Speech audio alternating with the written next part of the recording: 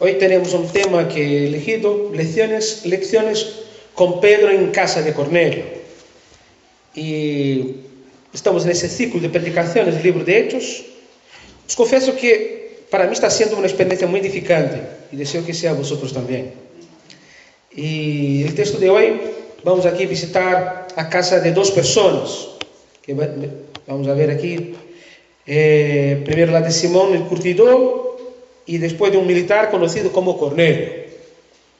Y en la última casa está donde queremos aprender o sacar algunas lecciones que Dios tiene para nosotros en este día.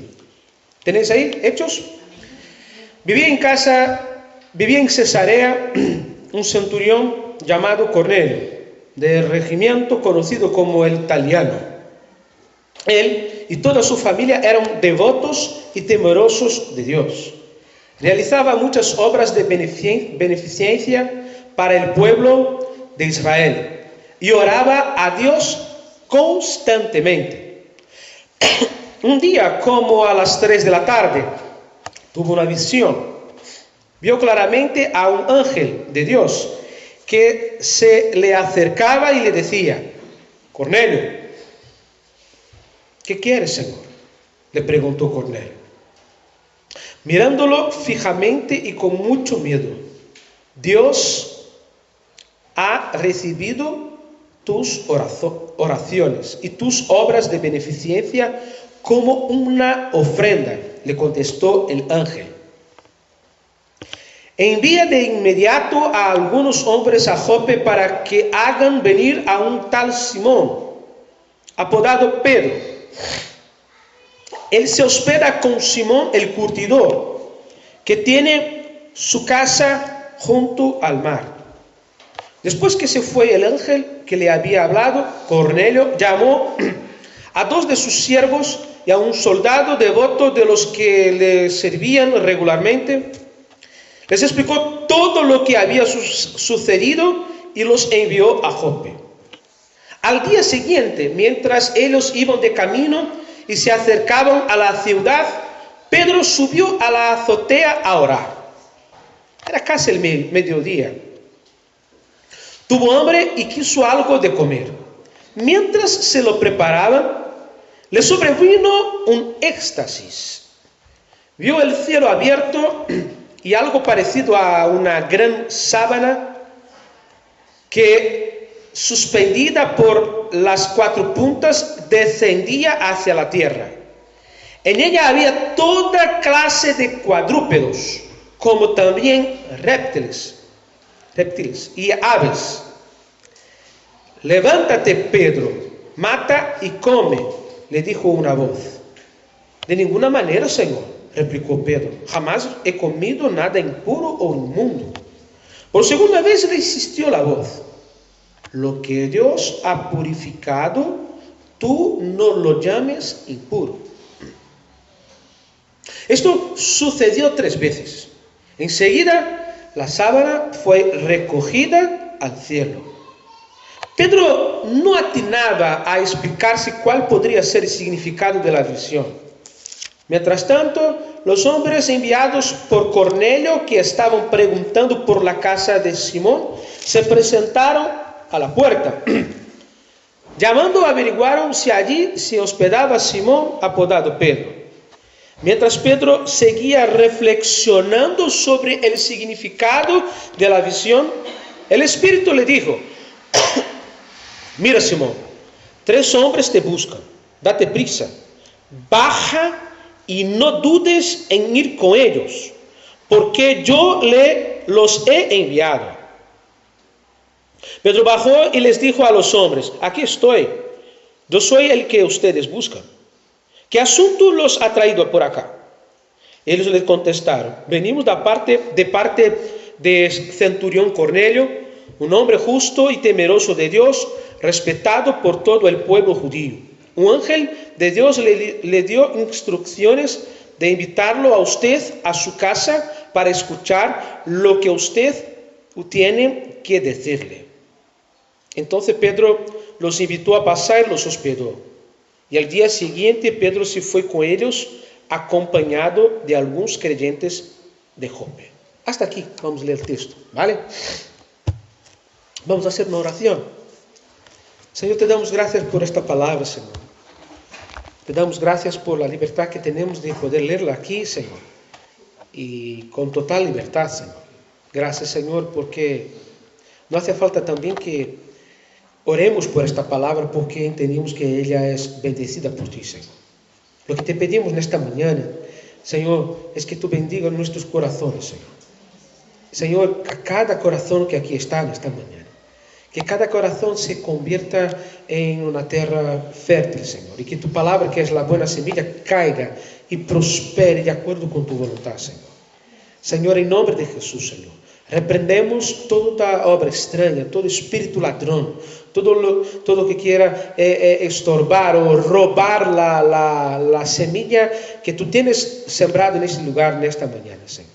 Señor, te pedimos que este ambiente, que esta atmósfera sea llena, saturada por tu presencia. Es lo que te pedimos, Señor, en el nombre de Jesús. Amén y amén.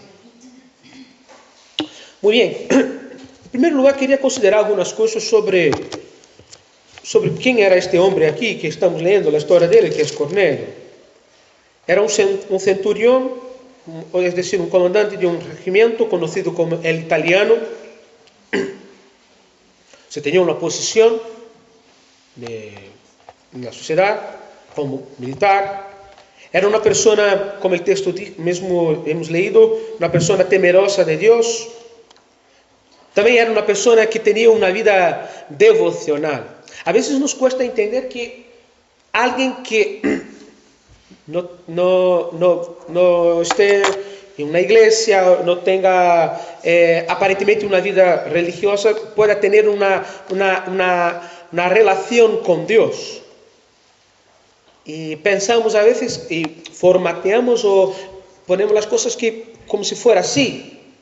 El caso de Cornelio es un caso atípico de una persona o un caso de alguien que era temeroso a Dios, oraba a Dios constantemente. Lo que me llama la atención aquí es que Lucas hace un matiz para decir que este hombre tenía una relación con Dios.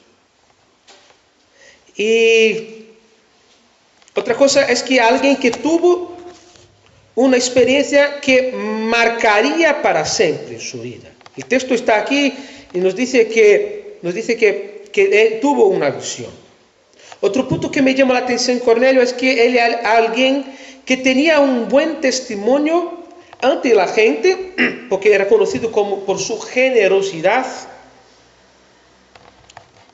A mí me encanta alguien que tiene un corazón generoso, porque hay personas que le cuesta mucho, ¿no? No sé, hay gente que así, ¿no? Y ella era una persona generosa. Y Dios, aunque no declaraba esto, pero la Biblia dice, el texto dice que Dios sabía lo que él hacía. Otra cosa que me llama la atención es que era alguien que tenía un buen testimonio ante sus subordinados. No solo por la autoridad que tenía de mandar, de dar un comando y obedecer, pero yo conozco la historia de personas. Mi papá fue militar, está jubilado, y yo he conocido la historia de varios comandantes que los subalternos o los subordinados le obedecían más por el poder de la autoridad. Otros obedecían no solo por la autoridad, sino también por la estima, por la consideración, por el respeto que esta autoridad pasaba. No sé si me explico. Es diferente cuando alguien funciona apenas por la autoridad que tiene, otro cuando tiene carisma, su carisma dentro inserido en este contexto de autoridad. ¿Me explico, no? Sí. Y Cornelio era una persona así. Era una persona de influencia, pues había conseguido, si leemos el texto más adelante, invita a varias gente para venir a su casa para escuchar a Pedro, lo que Pedro iba lá. Y cuando Pedro llega allí había bastante personas. Y, es decir, era alguien que sabía que, mira, venga, esté conmigo, y tenía influencia entre su círculo de personas con que se estaba allí metido con aquella gente, ¿no? Y también me llama la atención que tienen una cierta visión de la fe cristiana, pero desde sus tradiciones paganas, porque es lo que ocurre, me hace mucha gracia, es que a veces uno tiene una relación con Dios, pero la tiene desde la visión tradicional de la fe institucional que recibió. Y me hace gracia a veces a la gente, mira pastor, mañana vengo a la misa, ¿eh? Y yo me quedo, no reprimo. Hay una diferencia entre misa y culto. En misa se oficia, se celebra la muerte de Jesús, el cuerpo de Jesús está allí. Aquí nosotros no celebramos esto. Aunque celebramos la Santa Cena, el cuerpo de Cristo no está aquí. Yo no soy un vigario aquí, aunque todos nosotros podemos conectar con el Señor. Entonces, pero así decía, yo pienso que hay personas que dicen así, ¿no? Y cuando estés ahí, reza por mí. No, digan sí, no, sí, digo. Y a mí me cuesta mucho, principalmente en los medios españoles, que no se acostumbran que existe otro vocabulario que no es solo católico. No sé si me explico. Nos tratan es como llamar un culto musulmán de misa, cuando no hay misa en culto musulmán. No hay, la misma no es tipo. No, a hora de la oración no es reza, son oraciones que hacemos. Pero cuesta, ¿por qué? Porque uno hace su comentario, su descripción desde qué punto de vista, desde su conocimiento de su tradición. ¿Y por qué digo esto? Porque cuando Pedro llega a la casa de Cornelio, ¿qué es lo que Cornelio hace? El texto está aquí, en el capítulo 10, versículo 26, pero Pedro, al llegar a la casa, versículo 25, al llegar a la casa, Cornelio salió a recibirlo y postrándose delante de él, le rindió homenaje. Y yo me quedo imaginando la cara de Pedro viendo aquí, mira, Jesús, hombre, levántate. Qué situación tan que molestaba. Pero, a ver, era la manera como veía las cosas de toda la vida. Y Pedro dice, sí, ponte de pie, que solo soy un hombre como tú. Porque era la manera como veía las cosas. Y si pensamos un poco mejor, algunas cosas que cuando nosotros nos convertimos a Jesús, seguíamos las mismas cosas porque era la tradición que teníamos. Pero poquito a poco, cuando fuimos aprendiendo la palabra, los principios bíblicos, lo que enseña la Biblia, lo que es la palabra de Dios, nos damos cuenta que estas cosas no hacen sentido, en este caso aquí, lo que estamos comentando. Pero hay algo más que me llama la atención, es que Cornelio tenía un fuerte deseo de aprender sobre el Señor. Quería escuchar todo lo que Dios tenía para él. ¿Saben? A veces hago una oración en casa, Señor, envía los Cornelios para la iglesia. Me envía este tipo de gente que esté con corazón deseoso de aprender, de escuchar. Aunque venga con dudas, con preguntas, pero que esté con corazón abierto. Porque hay mucha gente que muchas veces viene a la iglesia o se presenta ante alguien y con la cara dice que está escuchando, pero por dentro está totalmente cerrado. No sé si has tenido la experiencia de estar ante alguien así. Cuéntame, quiero escucharte. Pero la verdad, no está escuchando, no está oyendo, está apenas absorbiendo algo para después hablar otra cosa que él ya tiene un concepto ya formado y que no está dispuesto a cambiar para nada. Pero Cornelio no, es alguien que está con un corazón abierto. Y podemos decir que Cornelio, junto con su familia y amigos íntimos, vivieron una de las experiencias más fuertes que los creyentes de aquel tiempo habían vivido, que fue la llenura del Espíritu Santo. No podría ser diferente lo que iba a pasar después de esto, porque él tenía un corazón abierto. Y lo que tenemos aquí va a poner Pedro más adelante en una situación complicada ante los ancianos de la iglesia en Jerusalén, porque tiene que explicar lo que ocurrió. Más adelante vamos a hablar un poco sobre eso, hoy no, pero otro día, que va a ser el capítulo 11. Y Pedro tiene que intentar explicar lo que había pasado. Pero lo que ha pasado de tan importante en esta residencia que va a marcar la historia de la iglesia? Es la pregunta que podemos hacer aquí. Otra, ¿qué lecciones podemos aprender en la casa de Cornelio? Y para entender un poco mejor sobre lo que ocurre en casa de Cornelio, tenemos que empezar haciendo una otra visita.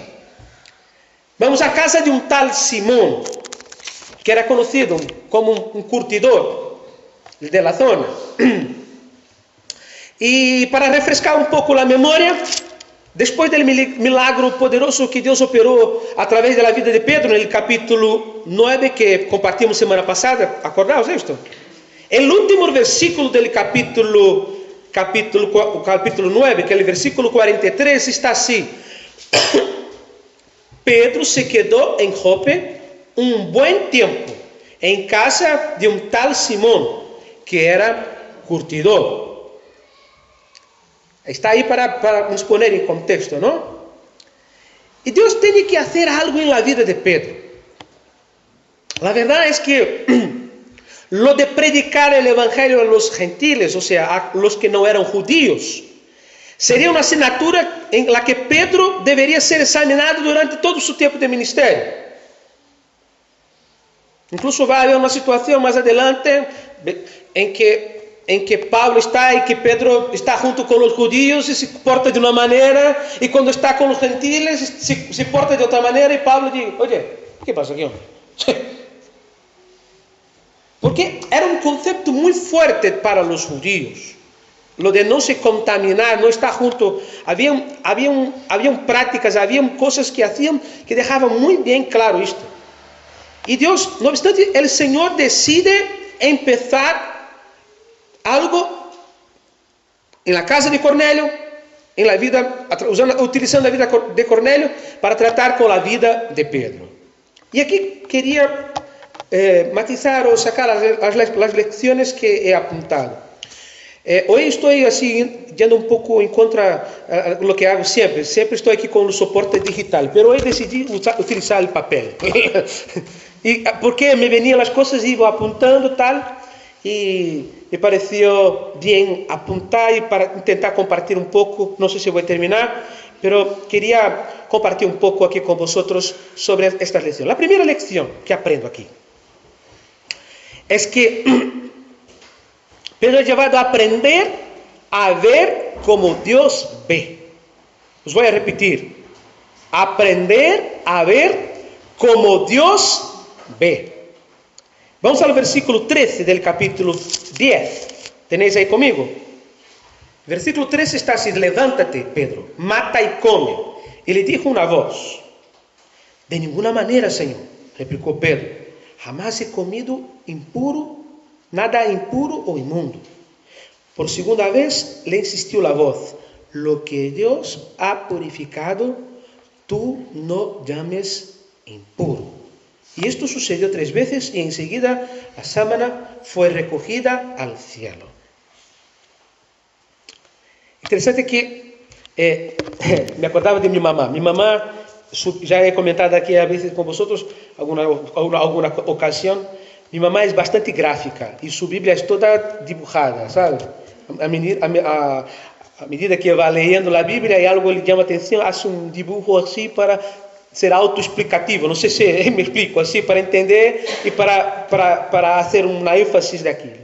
Y en este punto yo dibujé unas gafas, como esto aquí. ¿Por qué esto? Porque para aprender a ver como Dios ve, nosotros tenemos que reconocer que los patrones que hemos recibido por tradición familiar o cultural muchas veces no son exactamente los patrones de Dios. Os voy a repetir. Para aprender a ver como Dios ve, tenemos que reconocer que los patrones que hemos recibido por tradición familiar o cultural muchas veces no son exactamente los patrones de Dios. Os explico. En Brasil, algunas familias, cuando el hijo nace, llevan una señora que se llama rezadera. Y después cogen el chaval así por los pies ele dá uma paliza assim no dos niños, assim, pá, pá, ele, parece que está matando o crio. Pero com isso estão eliminando os males espíritos. Ah, se tuviera idade, graças a Deus nunca me passou porque nasci em um lugar cristiano, pero Fernanda nasceu em um lugar que todos os irmãos passaram por la paliza. Por isso sou buena.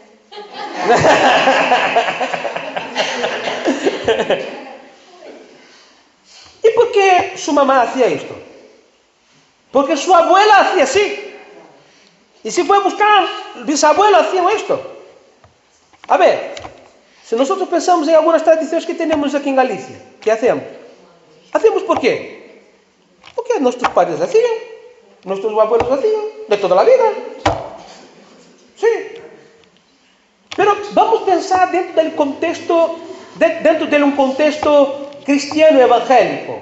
Há muitas coisas que existem dentro do contexto bíblico evangélico que não é bíblico. Não passam de tradições humanas. Sim ou não sim? Algumas estão buenas. Outras talvez igual serviram para um tempo, mas para hoje não serve mais. E por que estamos assim? Porque nós ponemos estas gafas e apenas queremos ver com esta.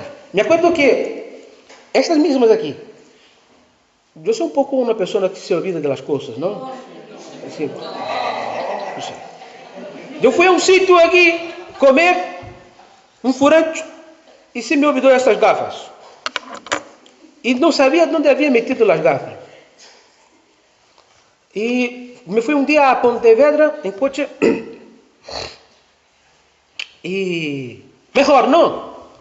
Antes de perder as gafas, eu mirava para o projetor aqui da igreja e pensava, oye, este projetor tem algum problema?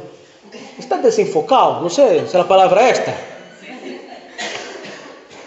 Pero quando havia perdido as gafas e tive que fazer outras, não? E quando pus as gafas, me di conta que não era o projetor que estava aqui desenfocado. Os olhos que estavam desenfocados. Isto nos ensina que muitas vezes nós pensamos que estamos vendo e que o problema está, pero o problema somos nós. Por isso que Deus já va, empieza en la casa de Simão, o curtidor, trabalhar en la vida de Pedro, para que quando ele fuera a la casa de Cornélio, pudiera ver como Deus ve. Pero aún así mismo le cuesta a Pedro, le cuesta un montón. Depois vamos ver isso mais adelante. Pero a primeira lecção que aprendo aqui é que nós devemos aprender como Deus vê. Se não te acuerdas de lo que hablamos aqui e se queda com isto, já é ganado o dia. Já estou satisfeito. Pero aí uma segunda lecção que aprendo também aqui é que devo saber que Deus é a persona mais interessada que sepamos discernir lo que é a pessoa mais interessada que discerna ou que nós podamos discernir lo que Ele está nos revelando. Não sei se me enrolei um pouco, pero devo saber que Deus é a pessoa mais interessada que tu e eu sepamos que Ele está revelando algo. Se há uma coisa que existe em Deus, Deus é uma pessoa que não tem problema de comunicação. Os móveis estão aqui. Estamos atados a Ele. Se queda sem cobertura, uno se põe louco, hein? E se não tem wifi, pior. Não? Pero para comunicar com nós, Deus, se há uma pessoa que está interessada que nós recibamos uma comunicação, um mensagem, é Deus.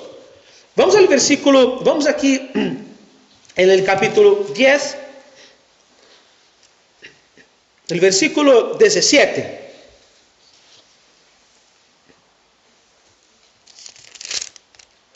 Pedro não atinava a explicar-se qual poderia ser o significado da visão. Mientras tanto, os homens enviados por Cornélio, os quais que estavam perguntando por la casa de Simão, se apresentaram a la puerta.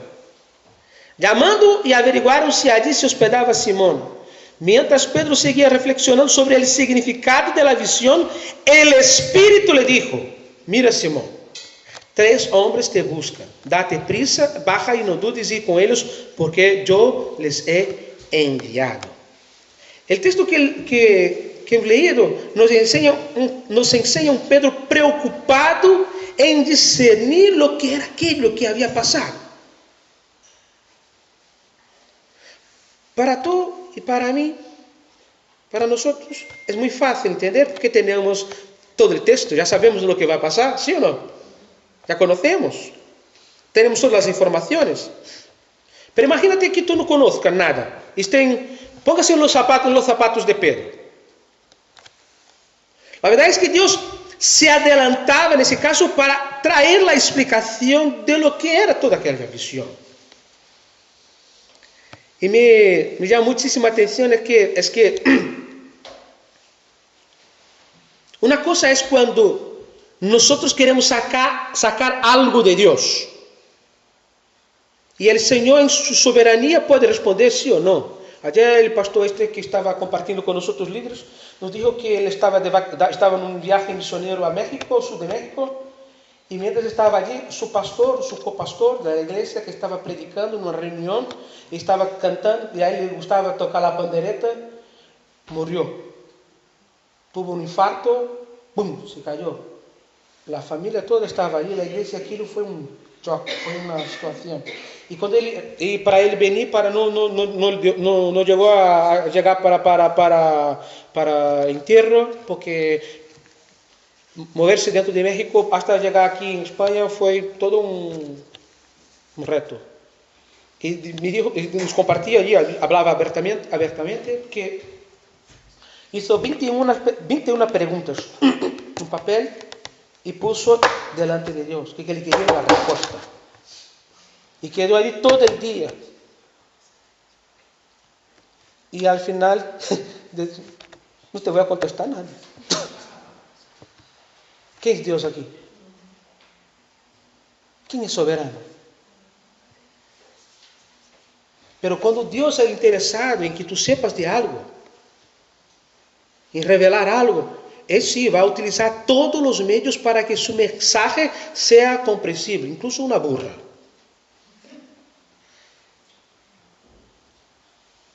Dios va a utilizar todos los medios para que sepas lo que Él está diciendo.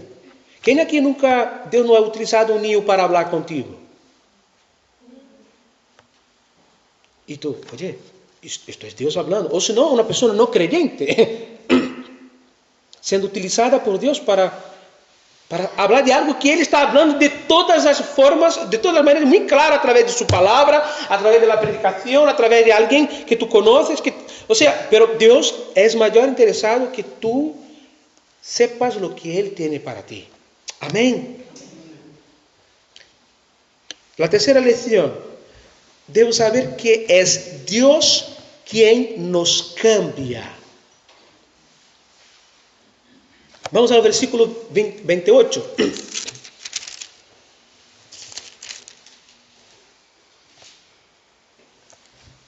¿Cómo está ahí? Entonces le habló: así ustedes saben muy bien que nuestra ley prohíbe que un judío se junte con un extranjero y lo visite. Pero Dios me ha hecho ver que a nadie debo llamar impuro o inmundo. Fijaos en este último trozo del versículo. Pero Dios me ha hecho ver que a nadie debo llamar de impuro.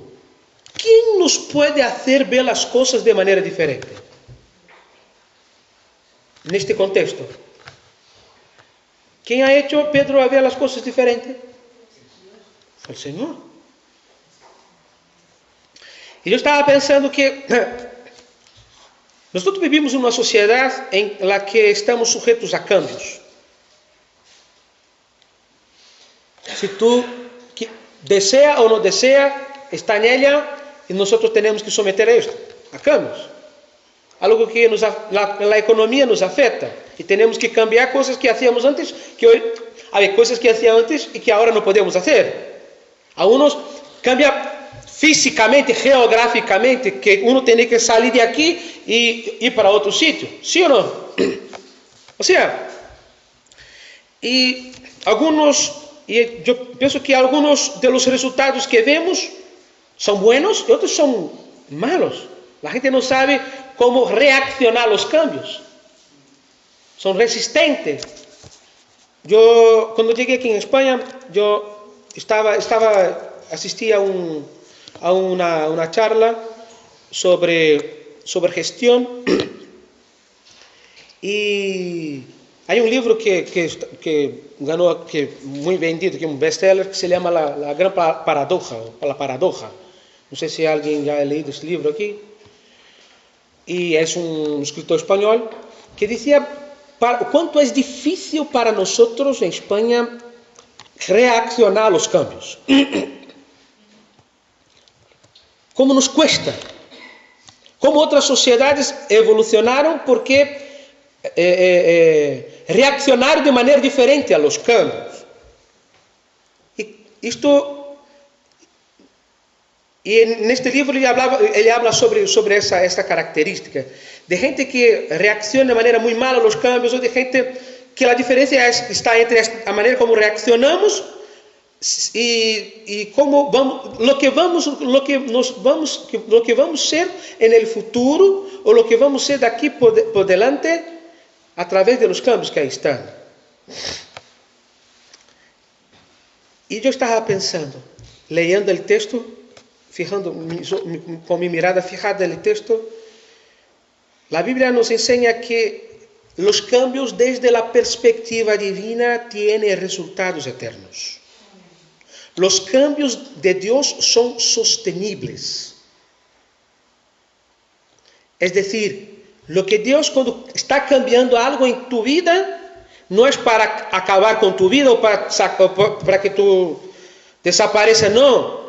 Cuando Dios tiene un cambio o está haciendo algo en tu vida, algo que tiene que ser cambiado, es para tu beneficio. Una cierta ocasión leí que la mariposa, el viejo ejemplo, ¿no? Antes de ser mariposa es o qué? ¿Ah? Está allí. Y ella tiene que romper con aquello para experimentar la nueva realidad. Y a veces nos cuesta esto. ¿Y por qué estás hablando de esto, pastor? Porque ahora yo quiero invitarte a venir a casa de Cornelio y a mirar para Pedro. Fíjate en Pedro, un judío, con toda la instrucción, con todo conocimiento que recibía de la tradición. Era como si Dios, en aquel momento, cuando está no solo en la casa de Cornelio, sino también cuando está teniendo la visión, Dios está introduciendo una nueva palabra en su vocabulario. Algo que no existe. Os doy un ejemplo. Es como decir para un anglosajón sobre saudade y morrinha galega. No vas a saber nunca. La saudade en portugués y la morrinha galega. Porque nosotros sabemos por qué. Porque en nuestra cultura nosotros sabemos lo que representa un migrar, dejar la familia. Hombre, en un tiempo que no había internet ni Skype. Que hoy, hombre, yo estoy aquí, pero hablo con mi papá y mi mamá por la semana y os veo por internet. Pero fíjate, alguien que queda ahí casi 30 años, un hombre que ha marchado de casa cuando los críos ahí eran muy pequeños, y cuando llega en casa el otro ya habla con voz así. Y tiene barba. Y no poder haber acompañado el crecimiento de este niño es fuerte. Por esto que la palabra tiene un significado para nosotros, porque conocemos. Así para los noruegos no tiene la palabra caliente en su idioma. La palabra más cerca que tiene es un templado. De tan frío que es la zona. Y aquí Dios está introduciendo, lo que estaba diciendo aquí es, ¿cómo voy a justificar esto? ¿Cómo voy a entender esto? Para Pedro no existe nada en su contexto que pueda explicar que un judío se puede mezclarse con los gentiles.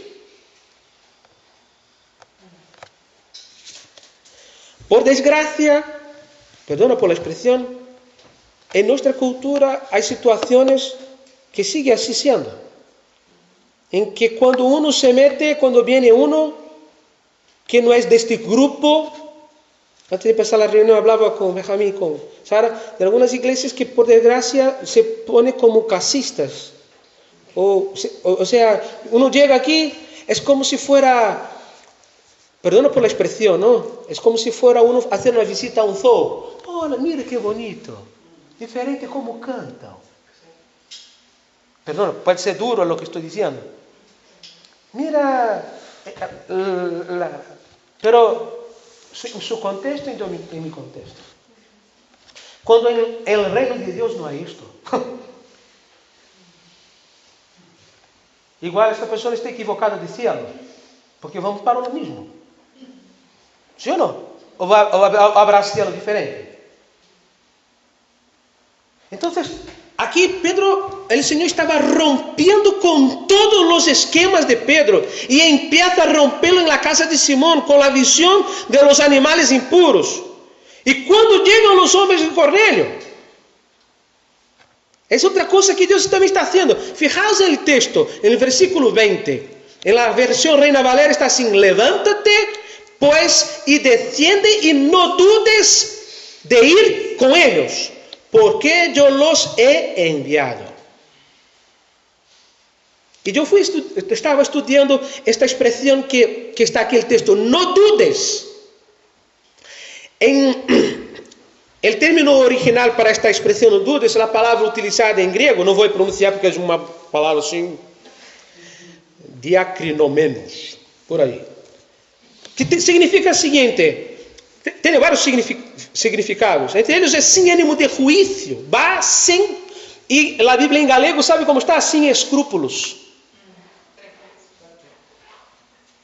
¿Qué es escrúpulos? Sin prejuicios, ¿no? Prejuicios, ¿no?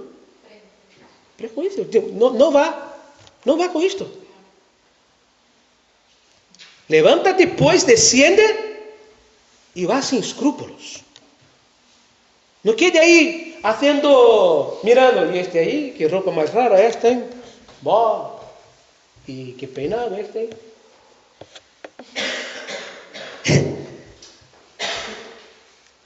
Y yo pienso que si hiciéramos un autoexamen, pienso que quedaríamos sorprendidos al darse cuenta en lo cuánto somos tan llenos de prejuicios. ¿Sí o no? ¿Es verdad? ¿A que sí? Me quedo a imaginar lo que hubiera pasado en la cabeza de Pedro en el camino a la casa de Cornelio. Oye, menos mal que llevaba varios religiosos judíos, que el texto dijo que iba con él, los defensores de la circuncisión, los creyentes de carné, ¿no? Ya tenían carné de... ¿Sabe esta gente que tiene carné, no? Hay iglesias que tienen carné, ¿no sabía eso? Sí. La gente tiene, para identificar que son creyentes. Y la Biblia no menciona cómo Pedro explicó las cosas para los hermanos de Jope, porque la Biblia dice que llevó a los hermanos. Estoy en texto, ¿eh? No estoy hablando nada fuera del texto, ¿eh? Apenas dice que llamó a algunos hermanos para que le acompañasen.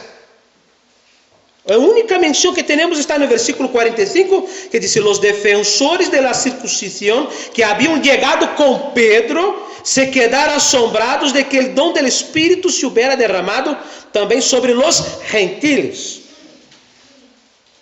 Menudo problema. Pedro ahora tenía un problema gordo para solucionar. Primero, con el extranjero Cornelio, que ahora llama a él, que desea saber lo que está pasando. Y después, con toda línea dura, con los radicales de la iglesia. Podría estar ahí el primer conflicto para una división de la iglesia. Pero tú y yo sabemos que no será así. Dios estaba rompiendo los paradigmas. De manera que Pedro tenía, aquí Dios está trabajando. Y cuando Dios está delante de los cambios, Él se responsabiliza. Y se responsabiliza con nosotros hasta el fin. Pues voy a repetir, cuando Dios está delante de los cambios, Él se responsabiliza con nosotros hasta el fin. Y por último, la última lección. Debo saber que Dios ve a todos como, no sé si la palabra esta, como un blanco, como el blanco de su amor, como el objetivo de su amor. Versículo 34 dice así: Pedro tomó la palabra y dijo: ahora comprendo mejor que en realidad para Dios no hay favoritismo, sino que en toda nación Él ve con agrado a los que le temen y actúan con justicia. ¡Qué tremendo! Para mí hay algo especial cuando Pedro dice que ahora Él comprendía. Parece que las cosas toman sentido. La pregunta es, ¿por qué nos cuesta tanto entender las cosas? Y ahora, a mí me gusta ser gráfico y voy a ser un poco gráfico en esta mañana. Yo no soy de montar puzzles. A Dani le gusta montar los puzzles. De pequeño le encantaba ganar los regalos. Todos los tíos ya sabían que le gustaban los puzzles y él regalaba los puzzles para él. Pero después tocaba a mí, hombre, a estar con él. Pero a veces él montaba más rápido que yo. Y tenía que esforzarme un poco con él para jugar sobre esto, para montar, ¿no?, los puzzles. Y la verdad es que cuando nosotros escribimos las piezas estas todas así por separado, no, parece no haber sentido, ¿no? Y esto, tal. Y me acuerdo que Dani cogía la caja esta, ¿no? Dice: papá, esto aquí, tenemos que hacer, vale. Pero para mí seguía todo mezclado. ¿Sí? Y vamos ahí, vamos a trabajar. No obstante, cuando nosotros íbamos juntando las piezas, iba formando un dibujo, un paisaje, algo bonito, ¿no? Por ahí, qué guay, tal. Y con bastante paciencia las cosas comienzan a tomar sentido. Y pienso que esto es nuestro problema. A veces nos cuesta entender lo que Dios está haciendo porque vemos las cosas en desorden. O porque nos falta una pieza. ¿Ya ha pasado esto también? ¿Y dónde está? Falta pieza aquí, que no encaja aquí. ¿No es así? Y seguimos ahí buscando. Pero habrá la pieza esta, porque compramos aquí. A ver por ahí si cayó por algún sitio, tal. ¿No es así? Y la lección que yo aprendo aquí es que Dios es quien ha proyectado, entre comillas, este puzzle. Y sabe que por detrás de un aparente desorden hay una gran obra. No sé cuántos aquí ya entraron dentro de un taller de un escultor y que trabaja con barro, con argila. Y cuando empieza, lo que se ve allí, mi madre, es feo. Pero ¿quién va a trabajar en la materia prima? Ya ve la obra como está terminada. ¿Sabes? Dios es especialista en lidiar con el caos. Del caos creó todo lo que vemos. Génesis capítulo 1 está así. En el principio creó Dios los cielos y la tierra. Y la tierra estaba desordenada y vacía. Y viene la imagen del puzzle. Desordenada y vacía. Y las tinieblas estaban sobre la faz del abismo. Y el Espíritu de Dios se movía sobre la faz de las aguas. Dentro de este contexto que estamos hablando, de un Dios que es especialista en trabajar esto, de lo que no se hace sentido. Oye, si muchos de nosotros aquí mirásemos nuestro pasado, diríamos que era un puzzle en desorden, ¿sí o no? Unos feos, Horrible. Pero hay otro texto que me encanta, que está aquí ahora, termino con ese texto, que es de Efesios capítulo 2. É a descrição que Pablo hace desse puzzle. Capítulo 2, versículo 1 al 4 dice así: En otro tiempo ustedes estaban muertos en sus transgresiones y pecados, en los cuales andaban conforme los poderes de este mundo, se conducían según el que gobierna las tinieblas, según el espíritu que ahora ejerce su poder en los que vive la desobediencia. En este tiempo también todos nosotros vivíamos como ellos, impulsados por nuestros deseos pecaminosos, siguiendo nuestra propia voluntad y nuestros propósitos. Como los demás, éramos por la naturaleza objeto de la ira de Dios. Pero, a mí me encanta el versículo 4. Pero Dios, que es rico en misericordia, por su gran amor por nosotros, nos dio vida con Cristo, aun cuando estábamos muertos en pecado. ¡Qué cosa tremenda! Podríamos seguir el texto.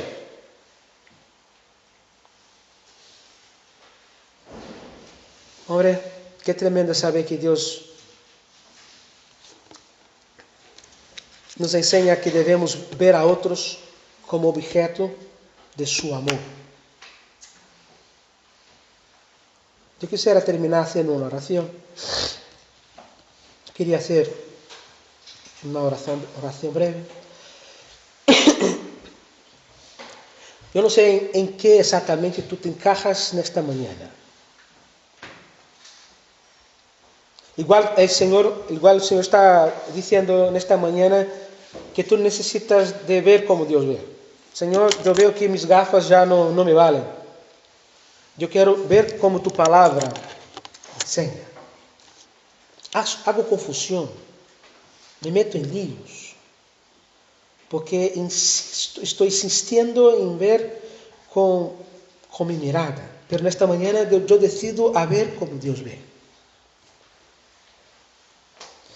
Igual, en tu experiencia personal, de ser apresurado a hacer las cosas y querer que Dios funcione en su agenda y su tiempo. Dios tiene su agenda, su propio tiempo. Y te viene la confusión de que Dios no te habla y que tú estás ahí perdido, que las cosas no se arreglan. Y no sé, Señor, vamos ahí a la hora. No, Dios tiene un tiempo. Y si hay alguien que está interesado que tú conozcas de verdad lo que Él tiene para ti, es el Señor. Dios no falla en esto. Por igual tú seas alguien que necesita pasar por los cambios, o esté metido en un cambio y te viene muy mal, tú no sabes cómo reaccionar. Pero en esta mañana el Señor está diciendo, te dice que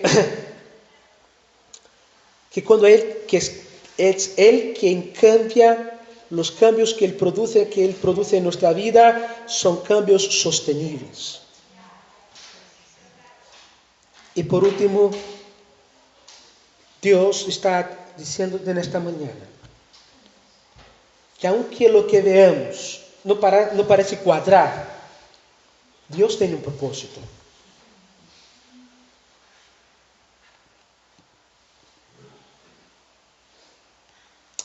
Señor, muchas gracias por esta mañana, Señor, por esta palabra. Muchas gracias por nos haber llevado a casa de Simón, Curtidor, por nos haber llevado a casa de Cornelio, Señor. Y poder aprender con la vida de estos hombres, Señor. Gracias, Señor. Reconocemos en esta mañana que queremos ver, Señor. A menudo cantamos una canción, Señor, aquí que dice: abra los ojos de mi corazón, Señor. Señor, esta canción es nuestra oración esta mañana, Señor. Abra nuestros ojos, Señor. Queremos ver cómo tú ves las cosas, Señor. Perdona-nos, Senhor, nuestra maneira como reaccionamos, a vezes nos apressuramos, tomamos decisões sem reflexionar, por pensar que a informação nosotros la tenemos quando não somos nosotros que tenemos, Senhor. Eres Tu que conduce nuestra vida, Tu eres nuestro guía, Senhor. Ajuda-nos, Senhor, ao escuchar Tu palavra. Ajuda-nos, Senhor, nesses tempos de cambios que muitos de nós estamos aqui metidos, Senhor. Ajuda-nos, Senhor. E ajuda-nos a ver as pessoas como blanco de Tu amor, como objetivo de Tu amor, Senhor. Há tanta gente, há tantos Cornélios nessa cidade, Senhor. Eu creio que Tu enviarás muitos Cornélios a esta igreja, Senhor. E ajuda-nos a ir onde estão estas pessoas, Senhor. A alcançar estas pessoas onde estão, Senhor. E a ser um instrumento Tuyo para a salvação, Senhor. É nossa oração, Senhor. Em nome de Jesus, Senhor.